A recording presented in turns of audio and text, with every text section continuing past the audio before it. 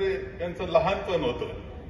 किती कठीण काळातून गेले हे वेगळं सांगण्याची आवश्यकता नाही. सावकारीचा त्रास झालेला त्रास असेल, मोलमजुरी आई वडिलांसह सर्वांनी केलेली मोलमजुरी असेल, परंतु ती मोलमजुरी तो सावकारीचा जो त्रास होता त्यामध्ये गोविंदरावजी पानसरे घडले आणि पुढे घडत गेले. याला कारण त्यांचं बीजारोपण जे विचाराचं झालं ते त्यांच्या कष्टामध्ये झालं. त्यांना जो त्रास होता, संघर्ष होता, त्यामधून त्यांचं व्यक्तिमत्व घडत गेलं. आणि एक गोष्ट मात्र मला मान्य करावी लागेल की ते कोल्हापुरामध्ये आले आणि खऱ्या अर्थानं त्यांना चांगली भूमी, एक समतेची भूमी ही मिळाली असं म्हणलं तरी वावगं ठरणार की जिथे विचारच समतेचा आहे.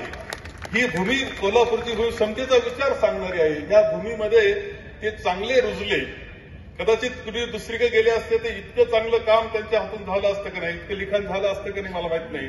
कारण स्वभावतेचे वातावरण सुद्धा त्याला अनुकूल असलं पाहिजे, तसे मदत करणारं असलं पाहिजे. ते तुमच्याकडे मिळत होतं. शाहू महाराजांचा विचार असेल किंवा कोणताही पुरोगामी विचार जो आहे तो आपला, तो त्यांना साथ देत होता हे नाकारता येणार नाही.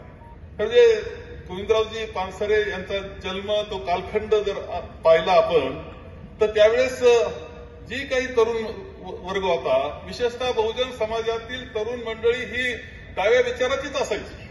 तरुण आहे आणि तो कसा काय डाव्या विचाराचा नाही, कसा कम्युनिस्ट नाही असा प्रश्न विचारला जायचा.